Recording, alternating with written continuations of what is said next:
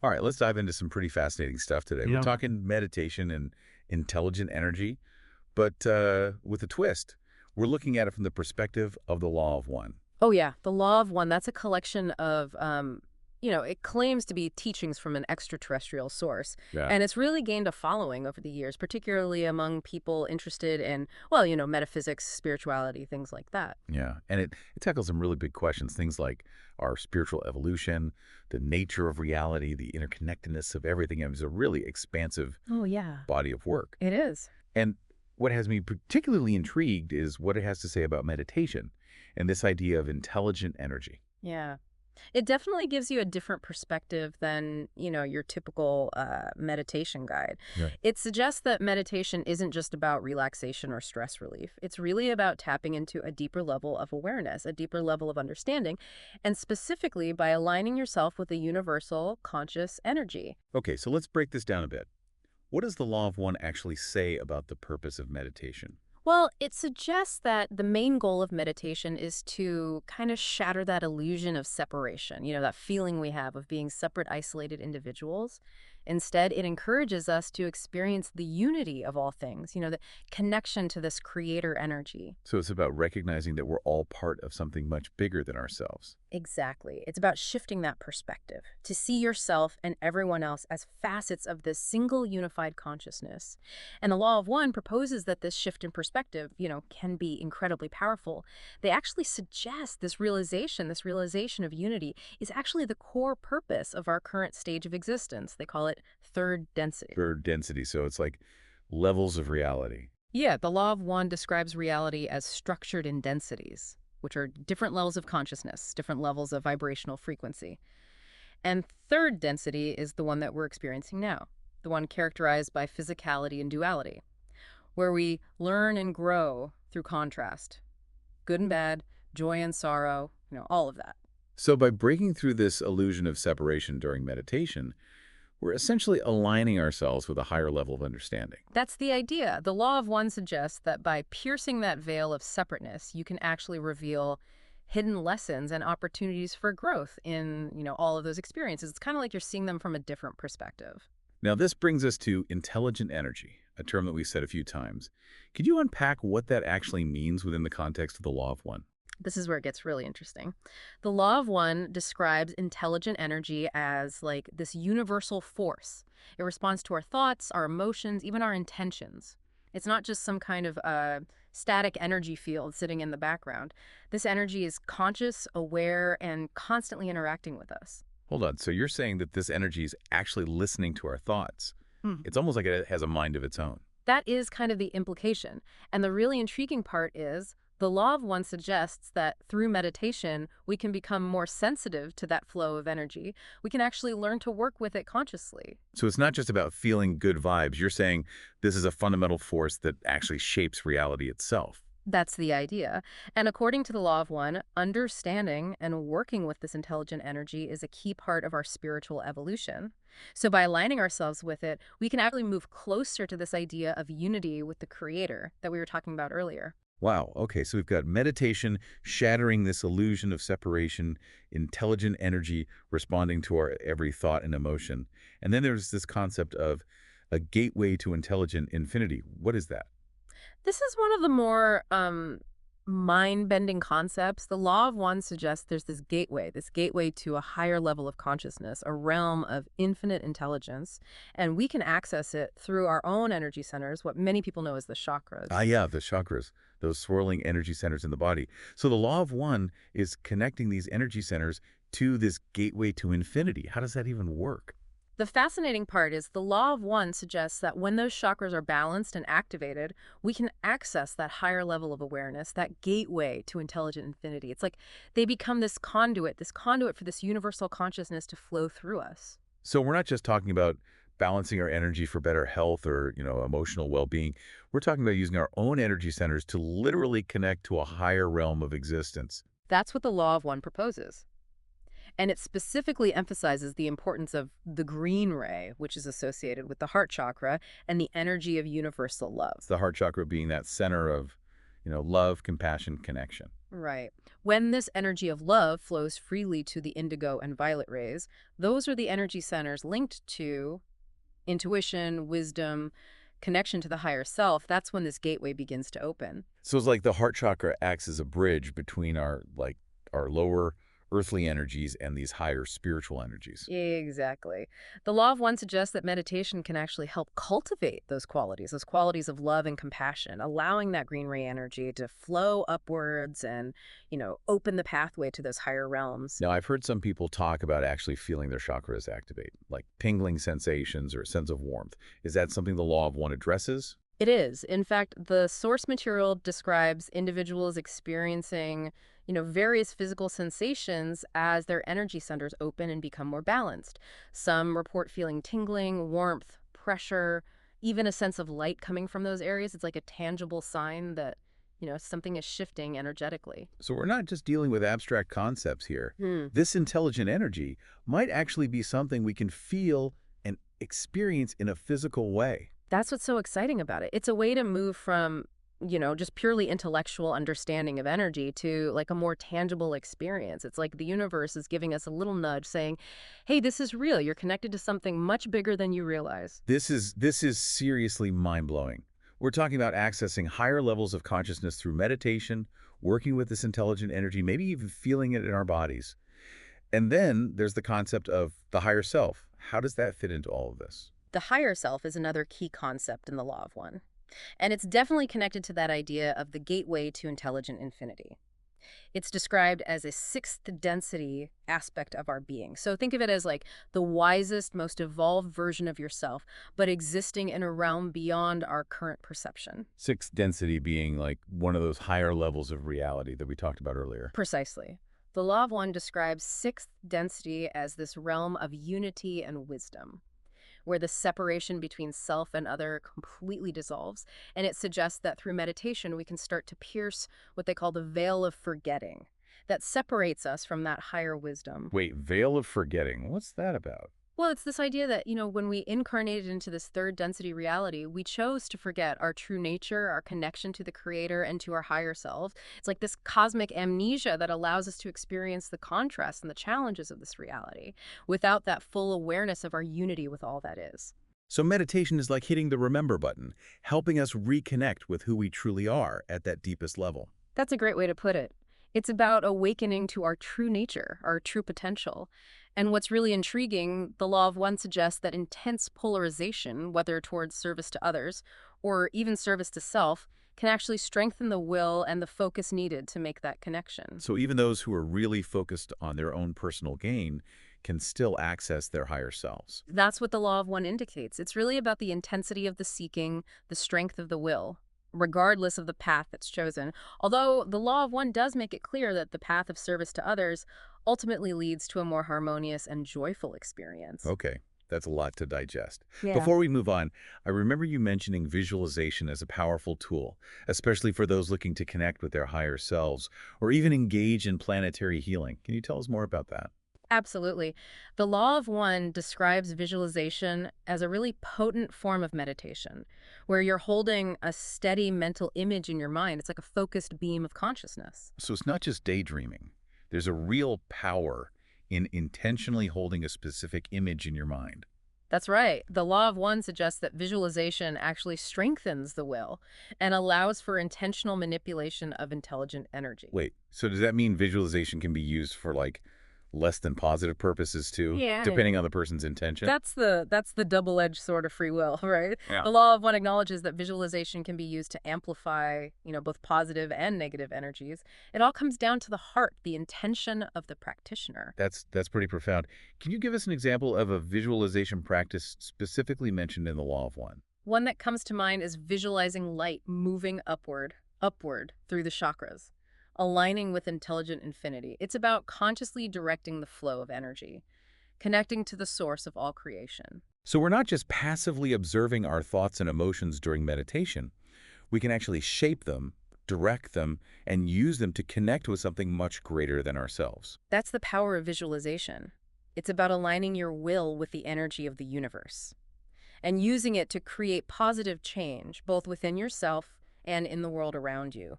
Speaking of the world around us, the Law of One also talks about the importance of group meditation, right? It does. It highlights this idea that group meditations have a powerful amplifying effect. They actually create a stronger energy field that benefits all the participants. It's like the energy of each individual combines to create something even greater than the sum of its parts. So it's not just about individual growth. It's about contributing to a collective shift in consciousness. Precisely. And the Law of One also suggests that group meditation can actually be very protective. Protective in what way? Particularly when rituals like chanting or visualizing white light are involved. These practices help ensure that the group's energy is aligned with positive forces. It minimizes the influence of negative entities. Because, the Law of One does talk about negative entities that might try to interfere with our spiritual progress. That's right. It acknowledges that there are both positive and negative forces in the universe, each seeking to influence our choices, our actions. So group meditation can be a powerful way to create that shield of protection against those negative influences. Wow. This is a lot to take in. Hmm. We're talking about accessing higher realms, working with this intelligent energy, connecting with our higher selves, and even protecting ourselves from negative forces, all through meditation. It's a vast and fascinating subject, and we've only just scratched the surface, really. But Yeah. but what's important to remember is that the Law of One encourages exploration. It invites you to experiment, to experience these concepts for yourself. Well, I think our listeners definitely up for the challenge. I agree. And remember, the Law of One isn't meant to be taken as, dogma. It's a framework for understanding, a springboard for your own exploration. Take what resonates with you, leave what doesn't, and always trust your own inner guidance. Great advice. So where do we go from here? What other gems of wisdom are hidden within these teachings? Well, let's delve deeper into the specific practices, the techniques recommended by the Law of One. For working with this intelligent energy, we can explore the different energy centers in more detail, and we can look at how we can apply these teachings in our daily lives, make them practical. Sounds like a plan. We'll be back in a moment to continue our deep dive into meditation and intelligent energy, according to the Law of One. So, let's explore some specific techniques the Law of One suggests for working with this intelligent energy. It's not just about, sitting there in silence. It's about actively engaging with this universal force. Okay, I'm all ears. What kind of techniques are we talking about? Is it all chanting and crystals and things? Well, one technique that's surprisingly simple, yet incredibly powerful, is using the breath. Mm. It's seen as this bridge between the physical and the metaphysical, a way to connect with that flow of intelligent energy. I mean, think about it. It's essential for life. Yeah, I guess we don't really think about it too much. We just do it. Exactly. And that's the point. The Law of One emphasizes the importance of bringing conscious awareness to your breath.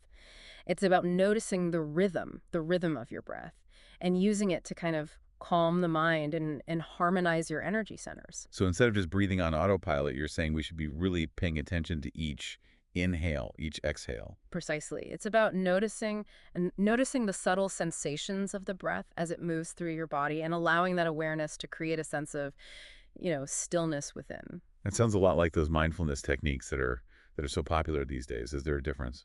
Well, there are definitely some similarities, but the Law of One takes it a step further. It suggests that through conscious breathing, you can actually draw in intelligent energy, or prana as it's sometimes called, and you're circulating it throughout your being. Whoa.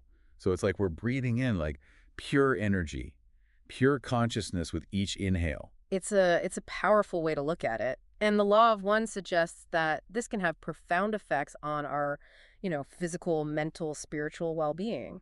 It's like giving your whole system a tune-up. Yeah, I can see how that would be. If we're constantly replenishing ourselves with this intelligent energy, it's got to have a positive impact, kind of like recharging your batteries. That's a great analogy. It's like aligning your whole being, aligning it with the harmonious frequencies of the universe. We talked earlier about the chakras being these energy centers in the body, and how the Law of One puts a lot of emphasis on balancing and activating them. Why is that so important? What's the significance of that? Well, the Law of One suggests that these energy centers act as kind of filters or transformers for this intelligent energy.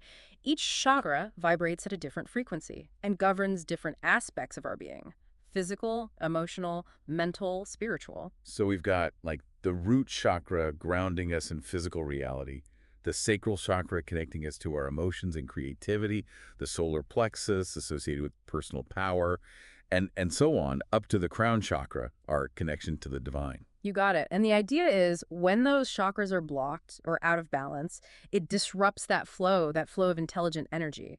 And this can manifest in all sorts of ways: physical ailments, emotional imbalances, mental blocks, even spiritual stagnation. So if you're like feeling really anxious or ungrounded, Yeah. it could be a sign of an imbalance in the root chakra. Or if you're struggling with creativity or relationships, maybe there's a blockage in the sacral chakra. It's like our chakras are like sending us signals. That's one way to look at it. And the law of one suggests that meditation can actually help us identify and address those imbalances.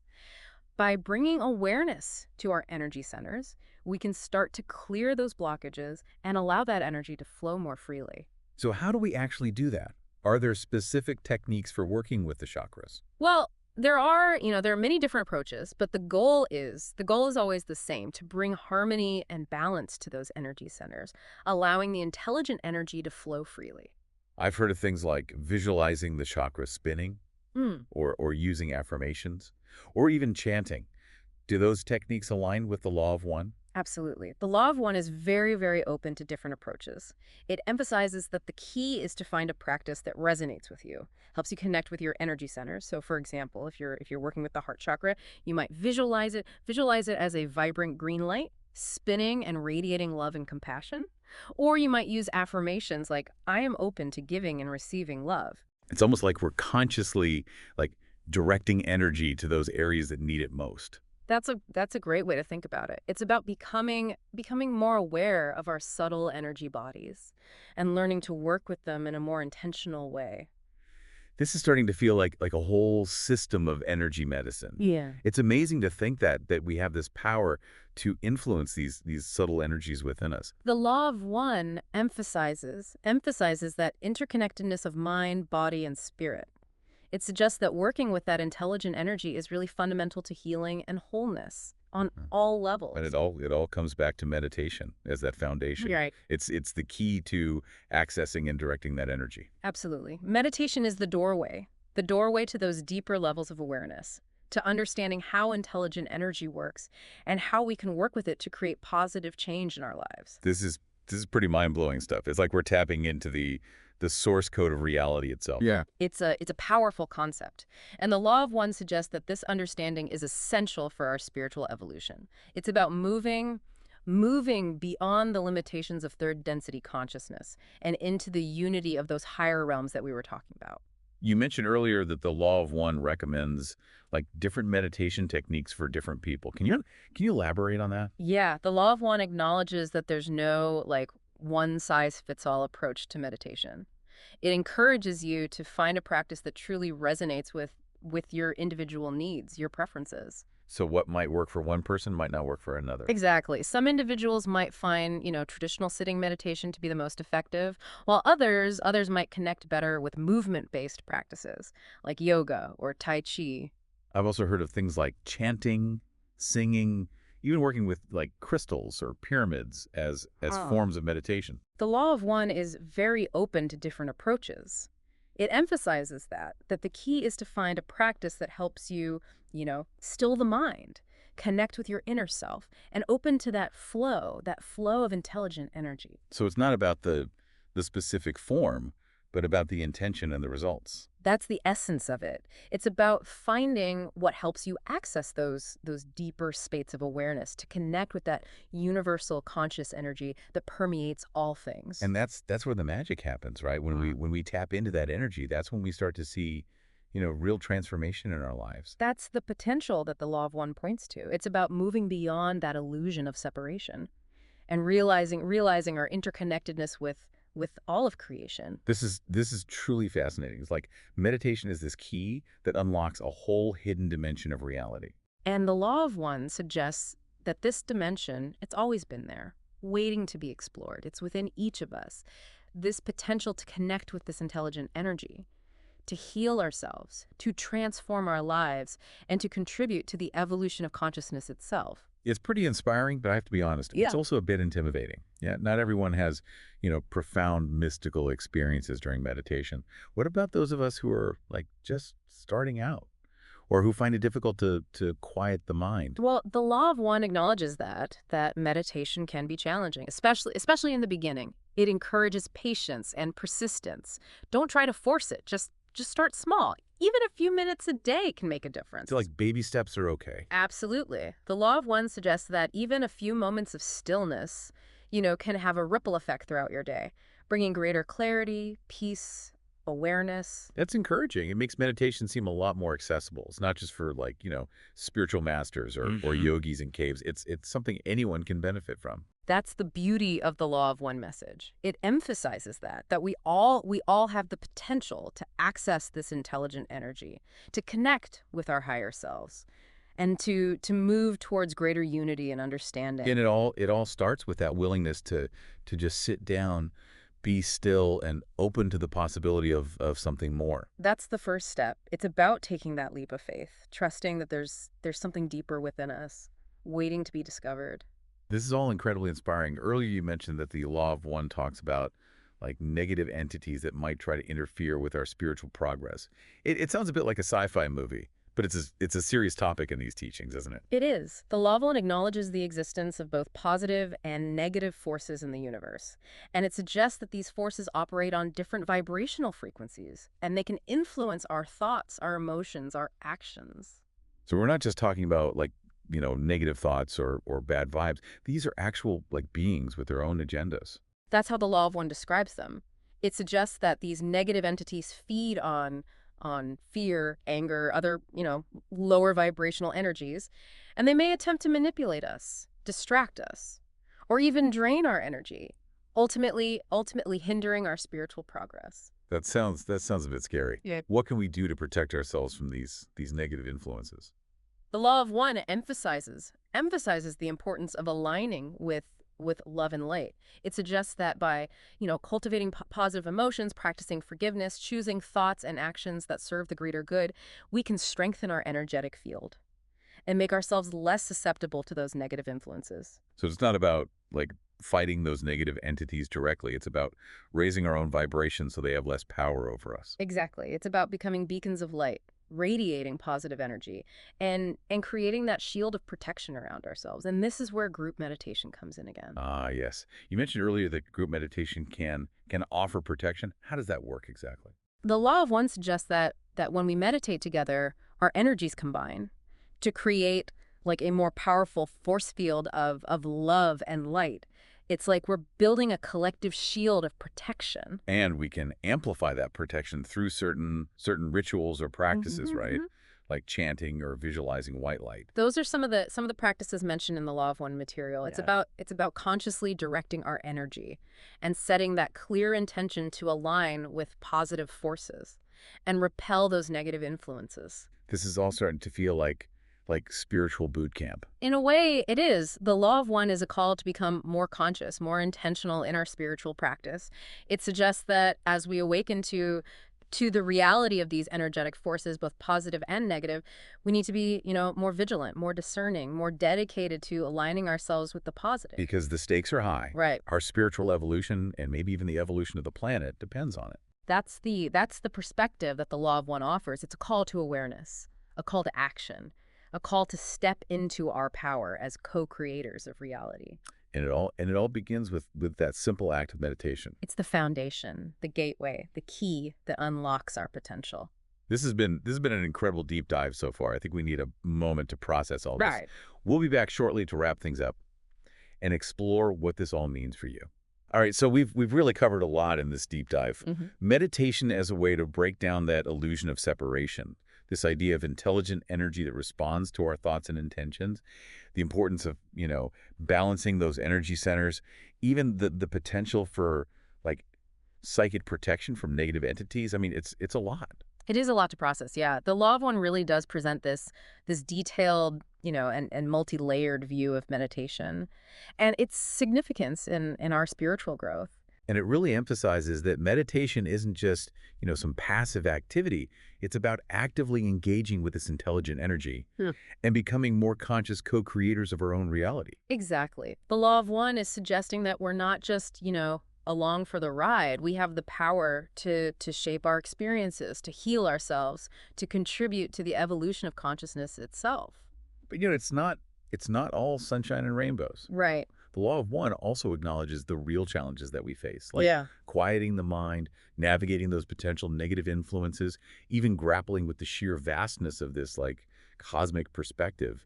It can feel a bit overwhelming. It's true. The law of one is very realistic about the challenges we face as, as beings in this third density reality, but it also offers immense hope and encouragement. How so? What's encouraging about the, potential for negative entities and the complexities of spiritual evolution? Well, the encouragement comes from remembering that we're not alone in this journey. We have access to guidance, support, and protection from higher realms. And we have the power within us, the power to overcome challenges, to learn and grow, to move towards greater unity and understanding. And meditation is that key that unlocks that potential. Exactly. It's the practice that helps us connect with our deepest selves, tap into this intelligent energy, and align with the wisdom and love of the Creator.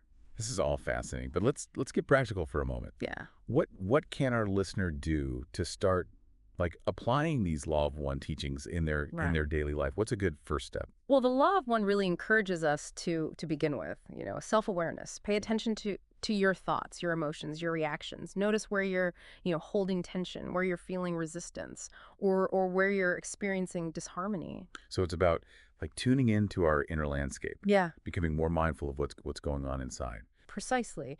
And from there, begin to experiment with different meditation techniques. Find a practice that helps you quiet the mind, connect with your breath, create a sense of stillness within. And it's okay to start small. You don't have to become a meditation master overnight. Absolutely. Consistency is key. Even a few minutes of, dedicated practice each day can have a significant impact. We talked earlier about the importance of balancing those energy centers, the chakras.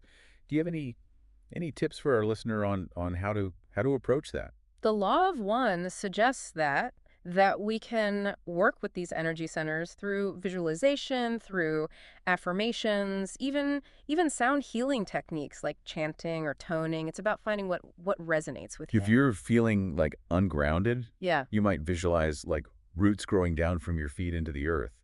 Or if you're struggling to express yourself creatively, you might visualize a vibrant orange light swirling around your sacral chakra. Those are great examples. And you can also use affirmations, to reinforce the positive qualities that are associated with each chakra. So, for example, for the heart chakra, you might repeat an affirmation like, I am open to giving and receiving love unconditionally. Yeah.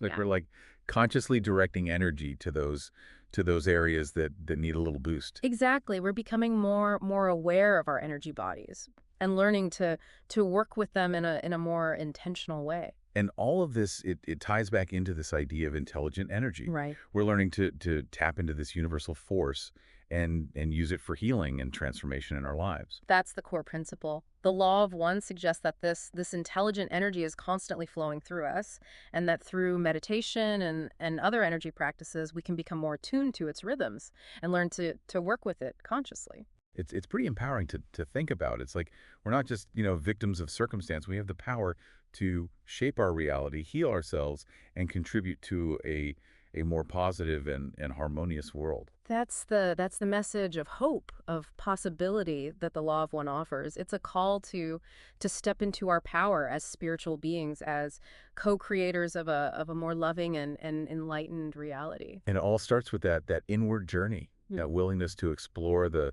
depths of our own consciousness. That's where the true adventure begins. It's a journey that can lead to profound transformation, not just for ourselves, but for the world around us. So as we wrap up this deep dive into meditation and intelligent energy, what's one final thought you'd like to leave our listener with? Something to ponder as they continue on their journey. If the universe truly responds to our thoughts and intentions, as the law of one suggests, what kind of reality are you creating with your own mental and emotional patterns? Are you aligning with, fear, separation, limitation? Or are you choosing love, unity, expansion? The choice is always yours. That's a powerful question, and one that I think we all need to ask ourselves, regularly. It's a reminder that we're not just passive observers in this life. We're active participants, Yeah. and we have the power to choose the direction of our journey. So let's choose wisely, Hmm. consciously, and with love. Thanks for joining us on this deep dive, and may your path be filled with light, wisdom, and endless possibilities.